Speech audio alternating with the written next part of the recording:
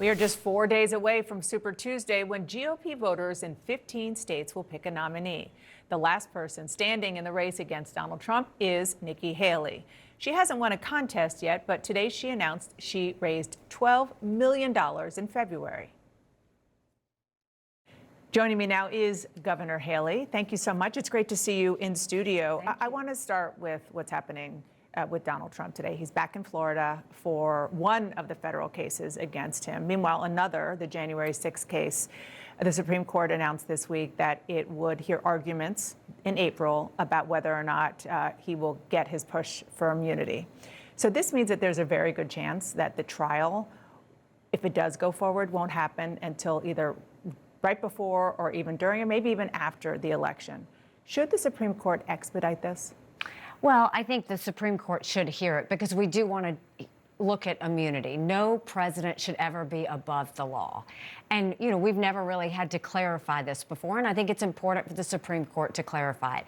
You know, would we like to see things go faster? Of course we would. But do you think the judges and the lawyers are going to have that happen? I don't know. I mean, it could be that it takes a while. But I'm just glad that they're hearing it. I think that's important. Is it important for voters to know how this trial and others wrap up before they go to the polls? Of course. Of course. I mean, you want people to have as much information about the people they're deciding will be president before they go to the polls.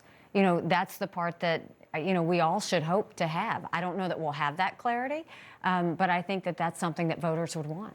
Let's turn to abortion, because I want you to hear what the former president said last night about this issue. More and more I'm hearing about 15 weeks, and I haven't decided yet. The number 15 is mentioned. I haven't agreed to any number. I'm going to see. We want to take an issue that was very polarizing and get it settled and solved so everybody can be happy. Now, you've said repeatedly that you don't think a federal abortion ban is possible because of where the votes are. But should it be GOP policy? And what are your thoughts on what he said?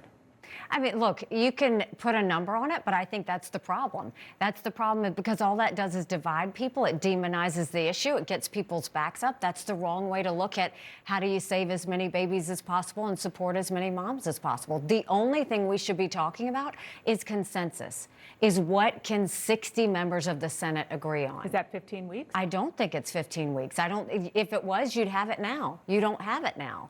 And so that's the part is why talk about a number? Instead, get the senators in a room and say, okay, where does 60 agree? That's the way we need to do it. In order to find that consensus, the focus needs to be banning late-term abortions, encouraging adoptions, making sure doctors and nurses who don't believe in abortion shouldn't have to perform them, having contraception be accessible, and making sure no state law says to a woman who's had an abortion that she's going to jail or getting the death penalty. Just start there. The fellas just don't know how to talk about this. They've got to humanize this issue and stop demonizing it. This isn't about a number. This is about babies and women and a personal situation that they are in. And it should be handled with that kind of respect, not just throwing out numbers and then expecting people to choose. I want to switch a little bit, actually a lot, to the issue of IVF. Earlier this week, Republican Senator Cindy Hyde-Smith of Mississippi blocked a bill that would have enshrined federal protections for IVF and doctors who perform those procedures. Do you think there should be federal protections for IVF? I think we want IVF to be as accessible as possible to parents who are wanting those blessings of having a baby. I don't know the details of any of the bills, so I can't weigh into that. But what I can tell you is we don't want to take that away from parents who desperately want to have a child. Michael and I got our children from fertility processes. We need to make sure that those are available, that they're protected, that it's personal, and that the whole situation is dealt with respect. Yeah, and I think a lot of people, I mean, you say that you support IVF. I think at this point, most people are saying they support IVF. The question is, as policy, given the fact that it is under fire in places like Alabama, should there be a federal protection, or do you think it should be left to the states? Well, I think there should be federal protection that we allow for IVF places to be able to function. I think that the people need to decide if they want to get into the details of it or not. That's, you know, it's the same thing of, do they want to decide, you know, exactly how many embryos or anything like that. I hope they don't get into that. I want to see that decision between the parents and and the doctors. But I think the only thing that the federal government should do is make sure that IVF places are protected and available. And not get into the And whole not question get of into- whether an embryo is a life. We don't need government getting involved in an issue where we don't have a problem. We don't have a problem with IVF facilities. If you have a certain case, let that case play out the way it's supposed to, but don't create issues. And that's what I feel like's happened with this IVF. I want to ask about some of your criticism of your opponent, Donald Trump. It really does get more pointed every day. You've called him recently unhinged, obsessed with himself, weak in the knees when it comes to Russia, and a lot more. But, I've been thinking about covering you daily since you announced you were running for president. This is different from where it was at the beginning. And you sidestepped for many months, much to the chagrin of some of your former opponents like Chris Christie and Asa Hutchinson, who argued if you're going to go after the front runner, you got to go after him head on. Do you have any regrets about not doing what you're doing now earlier? Not at all. I defeated a dozen of the fellas because I focused on each one and every one of them getting out. The last one was always going to be Donald Trump. The goal was always to get this one-on-one with Trump. What you're hearing me say now is a contrast. That's what people want. They want to know the differences. What I am saying is that I am not anti-Trump. I am for America and the direction America can go. And what I am saying is, if you look at the Republican Party, I believe in fiscal discipline. I believe in smaller government. I believe we need to stop the wasteful spending. Donald Trump didn't shrink government, he grew government. He put us $8 trillion in debt in just 4 years, more than any other president. He is not talking about fiscal discipline or debt.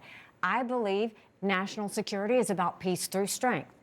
Donald Trump is talking about holding hands with Putin as he invades our allies. He's talking about isolationism. I don't believe in that. I believe that we should have a country where the American dream is possible and that we don't have this tent of anger and division. Joe Biden and Donald Trump have both led into that. I'm trying to take us in a new direction. You say that you're not anti-Trump. The 40% of the vote that you got in your home state of South Carolina, 40% of those voters, according to our exit polls, said that they were voting against Trump and not necessarily for you. 60% said that they were voting for you, almost 60%. But what does that say to you, that 40% of your voters were going to the polls to vote for you to vote against Trump? I mean, I think primaries are about options. And, we had a couple of thousand people we had in Virginia yesterday, and you have people saying, thank you for giving me someone to vote for. They want someone who's going to give a hopeful America. They want someone who's going to get results. They don't want someone with the drama and the vendettas and the negativity. They want someone that's just going to get America normal again. They're worried about their kids. What are you most worried about with a potential second Trump term? What worries you policy-wise? That we can't be a country in disarray and a world on fire and go through 4 more years of chaos. What's the policy you're most worried about? The policy is he doesn't focus on fiscal discipline. We're going down a fiscal cliff. We're now paying more money in interest than we are a defense budget. Russia, China, and Iran pay attention to that. As much as he rails against government, he didn't shrink it. He didn't clean it up. He didn't do anything. And then you go and you look at what's happening. We've got wars around the world. Literally, the world's on fire. And you're talking about stepping away from our allies and siding with a tyrant? You're talking about becoming more isolationist. You're talking about the fact that you're going to make Americans think that they have to choose between Ukraine and Israel over the southern border, when the reality is we need to do all of those things, and we can. It's the whole idea that you're getting away from what it takes to move America in a direction forward, and you're taking them backwards. And that's not what the American people want. You can go to any of our rallies. The majority of these people are not anti-Trump. They're worried about what country they're giving to their kids. They're worried about how their kids are going to feel. They see the anxiety, stress, and depression their kids have because the kids don't feel anything hopeful because of what they hear and see. And that's what we're trying to give them something different for. Governor Haley, thank you. Where are you going to be Tuesday night? Tuesday night, I'll be back in South Carolina. Oh, that's not voting on Tuesday night. We'll be everywhere else in between. Okay. A couple of days ago, we were in Minnesota in the morning, in Colorado in the afternoon, in Utah at night. We were in Virginia yesterday. We're in North Carolina tomorrow. It's anywhere and everywhere. Okay. Don't read into you being in South Carolina. No, that's my home. That's Okay. where I want to be. Okay. Thank you. Thanks so much.